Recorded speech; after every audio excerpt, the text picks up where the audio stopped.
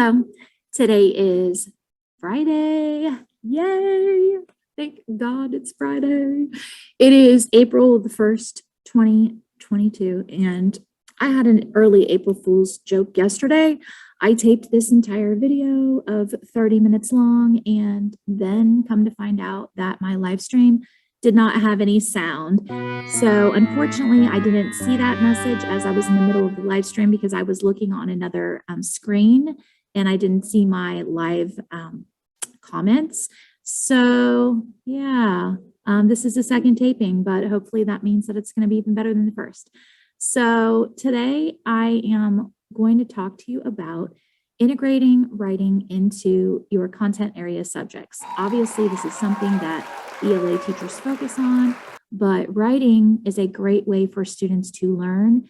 It helps them with memory and retention. It helps them comprehend what they're learning. It helps them process material and break it into parts and put it back together. So all of those skills are really important for students. So I'm going to share with you some of my absolute favorite strategies from the itty bitty book of the Common Instructional Framework. I will link that entire book as PDF below in the description. Look for those links by Sunday. I'm not going to have time to get them ready today because I'm getting ready for a substitute. Joe and I are going to be going to Colorado next week to do parent orientation, student orientation for our daughter's Bible school. She's getting ready to leave and start her schooling out there in August. So we're going to find a place for her to live and just everything that we need to know about her getting set up as a student there. We're going to go do all of that next week. So I'm getting ready for a sub. I have a lot of work to do still, so I probably will not get to upload. I may not get to upload this Sunday. We'll see. If I get everything done on Saturday, then I'll have my regular vlog uploaded. I have been filming, but I just haven't had a lot of time to keep up with editing this week. So anyway, here we go. My top 10 tips for integrating writing into any content area classroom. All right, so you can find this online just by Googling the itty bitty book, but here is what it looks like. The not so little itty bitty book of the CIF, or the Common Instructional Framework. Basically, these are strategies that help students read, write, think, and talk in every class and every day. Those are the 4 most important things that you can engage students in doing if you want them to be successful 21st century learners. So you've got your table of contents here with all these different hundreds of strategies. I'm going to highlight 10, and the first one is on page 15. All right, it's strategy number 34, and it's called Youre the Expert. All right, so this is good for developing classroom talk. It's for scaffolding and also writing to learn. Students are going to work in pairs. They'll explain and review details of any topic that you are teaching them. You can use this as a warm-up. You can use it as an end-of-class activity to review what they've learned and check for understanding. It's a very versatile activity. So you're going to pair up the students. One person is going to be student number 1. One person is going to be student number 2. When their number is called, they're going to be the ones who will be the experts, and they basically have to pretend to be the teacher and explain the topic to their partner in detail. When you call out time, then the other person is going to pick up where the partner left off, continuing to explain the topic. And then here's where the writing comes in. At the end, students are going to have to write a summary of their discussion. This is great because it gives 2 perspectives on the same learning material. And if you're smart about how you pair your students up, you'll put different minded students together so they're going to get a better, well-rounded picture of what's being learned. In this activity, I would put high students, like students who might be in the gifted and talented program, or maybe show some signs of being gifted in your subject area.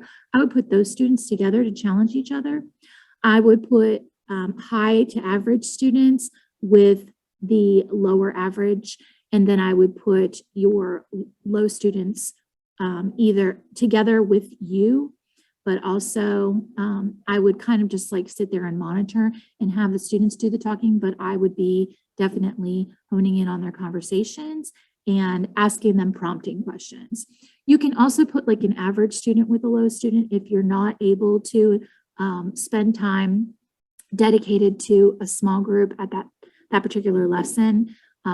You could go around and listen to all of the conversations that way.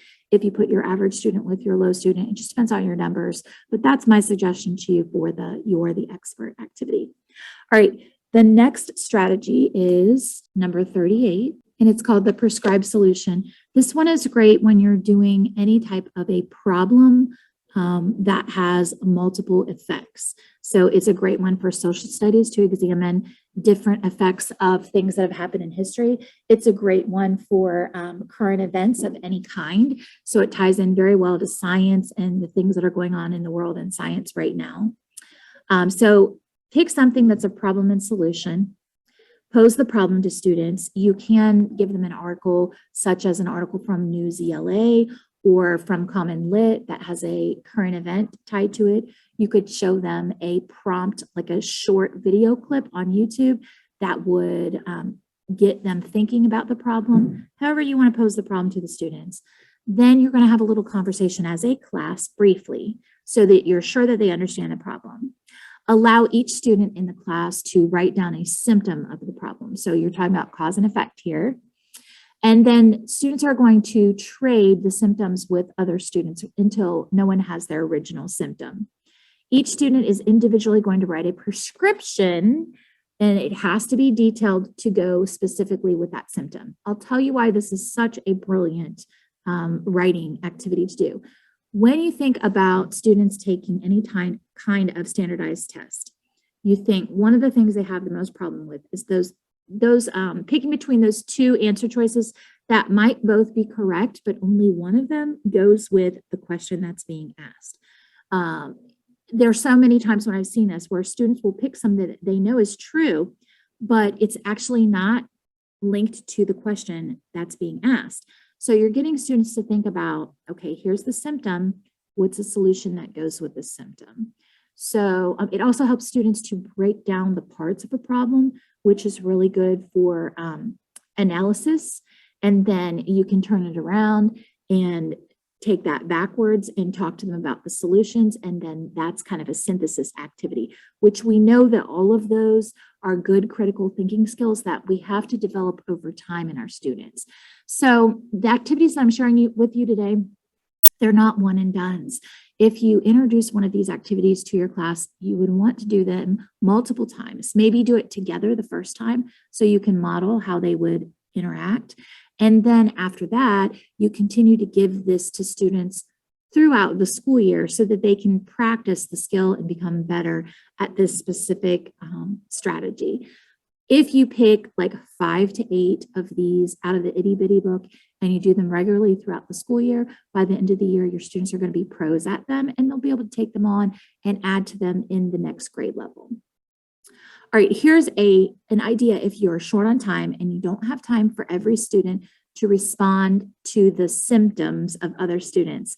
You can pick one symptom that the class agrees on, and everyone in the class can write about their ideas of solutions, and then you can just have a class discussion, or you can do like think, pair, share with their solutions after they've had writing time. So play around with this, see how it works for your subject, but it's a great one for developing critical thinking skills and for scaffolding those skills. Strategy number 3 for collaboration, which is on page 17. This is a gallery walk. Okay, so I'm just going to say some things about gallery walks because you're probably familiar with them. I did a gallery walk in my classroom just yesterday. And the gallery walk that I did, the format that I used for it was that I had big pieces of butcher paper on every table. I have 5 tables in my classroom. So I found 5 short video clips on YouTube that were related to the topic that I wanted to teach, which was genetic diseases. In my grade level, I only introduce the beginnings of understanding genetic diseases. And then the biology class in high school takes it further and deeper. So I really didn't need a long activity. I just needed students to get an overview. So I picked these 5 clips. I made a playlist on YouTube, which if you don't know how to do that, I can show you. It's really simple. You just have to save. At the bottom, you click save. And then where it has your list of playlists, it will say add a new playlist. And then you type in the name of the playlist and then make sure that you've checked that box on your playlist so that you can save to that playlist. That's it. So you do that with 5 different clips if you have 5 tables, or 4 if you have 4 groups, however many groups you need in your class. The more students you have in a group, the less work each student is going to do. So remember that. But anyway, I had these different genetic diseases at each table, and then I had 3 to 4 questions. And I said specifically to students, you cannot split up this work into student number 1 does the first question, student number 2 does the second question, because then they're not collaborating. The beauty of the gallery walk is for students to develop their collaborative skills and their classroom talk. So you want them to understand that one of your main goals and one of the things you're going to be grading on is them collaborating with each other. Okay. So I specifically say to students at the end of this lesson, I will be giving you points for, and then I say, you know, watching the video, answering the questions with accurate answers, but I need to see heads together, talking to each other and deciding on your answers and then writing. And I specifically say to them, you can't break these up and do, you know, 1 question per student. You have to talk about them together. Now, I do encourage all of them to do some of the writing, and then I have them all put their names for the group beside their writing. I would pick questions that are open-ended questions, because if you pick questions that have only 1 answer, then what's going to happen is in a gallery walk, the idea is you rotate. So after students finish, you give them a predetermined amount of time. I gave them 10 minutes. They had like 3 to 4 minute videos and then 6 minutes to write the answer to their question. So I said, after 10 minutes, the timer goes off that I put up on my board. You rotate, finish what you're writing, rotate, and then you start the next one. So they got to all the stations. What are they going to do? They're going to go to the next station. If it's not an open-ended question, they're going to read what the other person wrote. They're going to just copy it, write their names on it, and then they're going to talk about random things. So make sure that the questions are such that they can have a lot of different interpretations, a lot of different ideas. For example, in the cystic fibrosis station yesterday, I asked students like a basic question, like, what is it? But then I also asked students a really good critical thinking question that was, if a person in your family was diagnosed with cystic fibrosis, how do you think that would impact the way your family does things? So they had to really think outside the box, and all the answers were different. And then it was an opportunity for them when they went to the next station to read what other students had written and to add their own thoughts. So this is a great skill for getting students to think outside the box, to think about multiple answers to the same question, and to talk with each other. All right, so a variation on the gallery walk is a graffiti walk. If you have artsy students in your class, you can do a graffiti walk. And first I would show students an example of what graffiti writing looks like, because some of them will have experience with it and some of them will not. I'd also say, make sure you're not writing gang symbols or anything like that. Depending on where you are, that might be more of an issue than other places. Where I am, it's like somewhat of an issue, but not, we're in a rural area, so we have less of that, but it's still something I have to address from time to time and just set the expectations. But I would show them what it can look like. And then you give the class a topic, and everybody in the class is working on the same topic at the same time, but they're going to write words that are connected to, or phrases connected to that topic. This is a good way for you to find out what students already know about something that you've been teaching. And if they're missing something, then you can go back and talk about this again. Hey, I noticed no one mentioned this about the topic. Remember, we talked about this, and just make sure that you reinforce the parts that no one thought to include in their graffiti walk. Have students walk around and look at what every table was able to do, talk about it, or even if you have the time, you can do like a quick share of their graffiti walk paper, and then it gives you an opportunity to have some really good class discussions.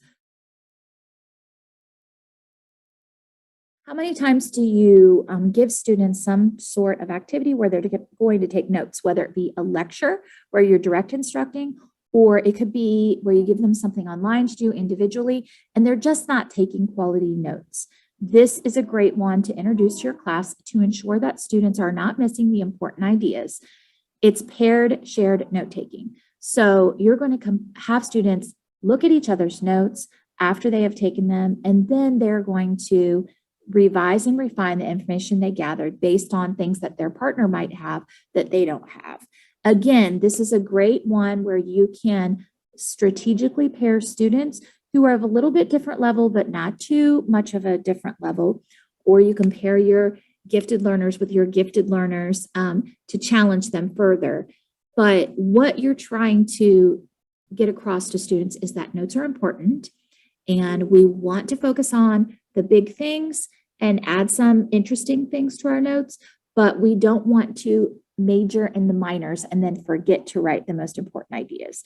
So it's really asking them to use summary skills and use evaluation skills. So if you think about it, a note-taking activity, if you're not actually saying write exactly this to students, if you're just giving them the PowerPoint and saying take notes, that's a higher level activity. So note-taking can be high level, or it can be very low level if you say, here is the sentence, copy it on your paper. Even so, you might have students that still do not copy everything they're supposed to. So this is just a great way to make sure that their notes are complete. I have notebooks, science notebooks in my class. And basically throughout the year, as we learn new topics, students put all of their notes in there in an organized fashion. And I make sure that I give students regularly opportunities to use their notes on quizzes or other quick assessments or even unit tests, so that they know that notes are going to help them. And that's kind of a benefit to them to be able to take good notes, because they know that later on it's going to pay off in their grade. It's hard with middle school students to get them to think ahead like that. They want to think about what's right in front of them, what's going on right now.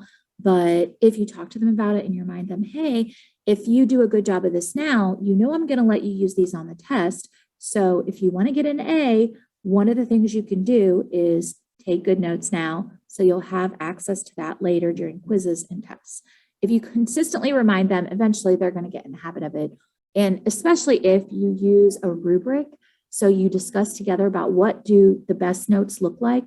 Maybe even show some student examples, work samples up there with no names on them. They can be from the same class or different class, but take the student name off and say, okay, here is one set of notes. What are some good things about it? Are they missing anything? And kind of work on adding as a modeling activity as a whole class. That's that shared writing experience that you would give students. Then have them do the same thing on their own with a paired shared note taking. And you're going to see a lot of growth in your students' ability to take excellent notes. So those are the first 5 tips for integrating writing into your content area classroom. If you enjoyed these tips, please make sure to stick around for next week's Thursday teacher tip video, which will feature the other 5 strategies. As always, don't forget to work hard, be kind, and amazing things will happen. Bye-bye.